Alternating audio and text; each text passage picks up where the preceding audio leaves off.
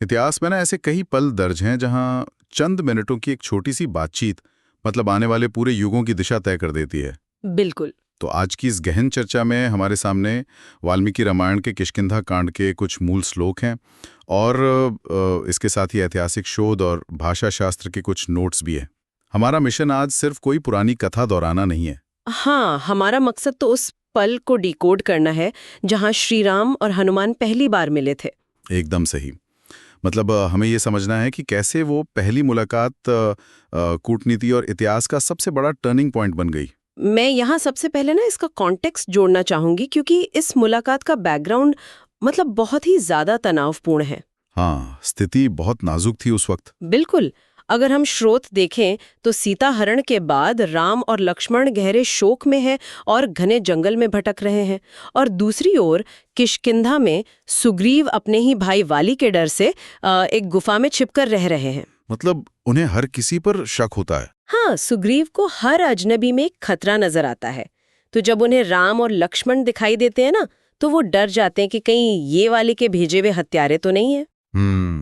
और इसी अविश्वास के बीच सुग्रीव हनुमान को एक ब्राह्मण के वेश में भेजते हैं ताकि वो इन राजकुमारों की असली पहचान जान सके। अगर इसे आज के चश्मे से देखें ना, तो ये एक इंटेलिजेंस ऑफिसर का टिपिकल रेकी या अंडरकवर मिशन लगता है, जहां एक जासूस संभावित खतरे का आकलन करने जा रहा है। हाँ, एकदम सटीक एनालॉजी है। और यहाँ उलझन ये है कि राम खुद बहुत बड़े सदमे में है और स्वाभाविक रूप से हर किसी पर शक कर सकते हैं।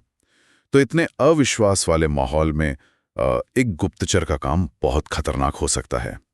ये तनावपूर्ण स्थिति एक ऐतिहासिक गठबंधन में कैसे बदल गई? यहीं पर तो सारा रहस्य छिपा है, और वाल्मीकि रामायण इस कैसे का बहुत सूक्ष्म उत्तर देती है। जब हनुमान ब्राह्मण वेश में राम से मिले तो उन्होंने डराने या मतलब बहुत बड़ा चढ़ाकर बोलने के बजाय अत्यंत नपी तुली भाषा का प्रयोग किया। अच्छा। हाँ, और राम ने लक्ष्मण की ओर मुड़कर जो कहा वो तो कूटनीति का मास्टर क्लास है। राम ने ये नहीं कहा कि ये व्यक्ति बहुत बलवान दिख रहा है। उन्होंने कहा कि इस व्यक्ति के बात करने के तरीके से स्पष्ट है कि इसने ऋग्वेद, यजुर्वेद और सामवेद का गहन अध्ययन किया है। रुकिए, मतलब राम को ये बात सिर्फ कुछ वाक्यों को सुनकर कैसे पता चल गई?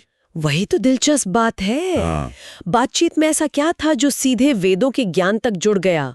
दरअसल राम ने स्पष्ट रूप से हनुमान की संवाद शैली के टेक्निकल एस्पेक्ट्स का उल्लेख किया था। उन्होंने लक्ष्मण से कहा कि इस व्यक्ति ने इतनी लंबी बात कही, लेकिन इसके उच्चारण में एक भी ग्रामेटिकल एरर या कह लें व्याकरण की अशुद्धि नहीं थी। वाह! और तो और बोलते समय इसके माथे, आंखों या बाहों पर कोई तनाव नहीं था। मतलब कोई नर्वसनेस नहीं थी। बिल्कुल। इसकी आवाज न बहुत तेज थी न बहुत धीमी, ये सीधे छाती और कंठ से एक मधुर लय में निकल रही थी। ये तो बहुत ही कमाल का ऑब्जर्वेशन है ना? ये शारीरिक और मानसिक नियंत्रण मतलब केवल उसी के पास हो सकता है जिसने वर्षों तक शास्त्रों का कठोर अभ्यास किया हो। ये जानकारी तो हनुमान की उस आम छवि को पूरी तरह से तोड़ देती है, जहां उन्हें सिर्फ एक गदाधारी और असीम शक्ति वाले योद्धा के रूप में देखा जाता है। एकदम सही बात है। यहाँ उनका सबसे बड़ा हथियार उनकी शारीरिक ताकत नहीं है, बल्कि उनका कम्युनिकेशन और भाषा पर पकड़ है। उनके इन नॉन वर्बल क्यूज और भाषाई सटीकता ने सामने वाले के मन में छिपे शक को मतलब पूरी तरह निरस्त्र कर दिया। हाँ, और ये प्रसंग ये भी साबित करता है कि जब दाव बहुत ऊंचे हों, यानी हाई स्टेक सिचुएशन हो, तो आपकी बात कहने का तरीका आपके शब्दों से ज्यादा महत्वपूर्ण हो जाता है। बिल्कुल। बिना इस भाषाई निपुणता के राम शायद कभी एक अजनबी पर भरोसा नहीं करते। पर यहाँ ना एक और वैचारिक बिंदु उभरता है।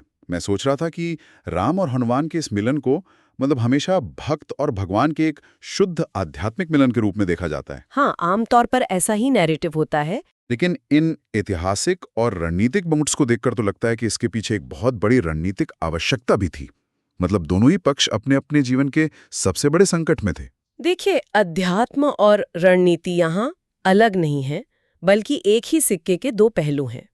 तार्किक रूप से देखें तो बिना हनुमान के इस कुशल कूटनीति के राम और सुग्रीव की मित्रता हो ही नहीं सकती थी। सही बात है। सुग्रीव को वाली को हराने के लिए राम जैसे योद्धा की जरूरत थी और राम को रावण तक पहुंचने के लिए एक पूरे वानर सेना की। और हनुमान वो पुल थे जिसने इन दोनों जरूरतों को जोड़ा। बिल्कुल। ये घटना दर्शाती है कि संकट के समय में जब कोई अपने धर्म या कर्तव्य के मार्ग पर होता है तो सही समय पर सही सहयोगी का मिलना कोई संयोग नहीं होता, वो उसी तैयारी और ज्ञान का परिणाम होता है।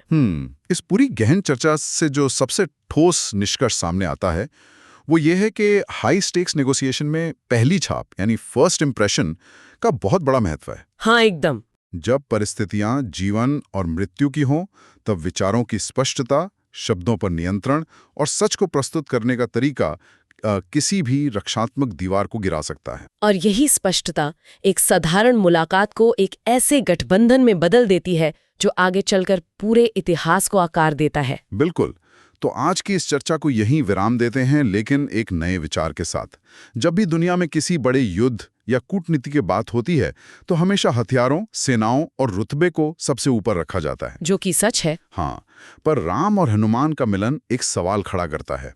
क्या ब्रह्मांड के सबसे शक्तिशाली अस्त्रों से लैस होने के बावजूद किसी भी युद्ध को जीतने का पहला और सबसे अचूक हथियार हमेशा संवाद ही होता है? बहुत ही गहरा सवाल है। अगर उस दिन वो पहली बातचीत विफल हो जाती तो क्या रामायण का महायुद्ध कभी लड़ा ही जाता?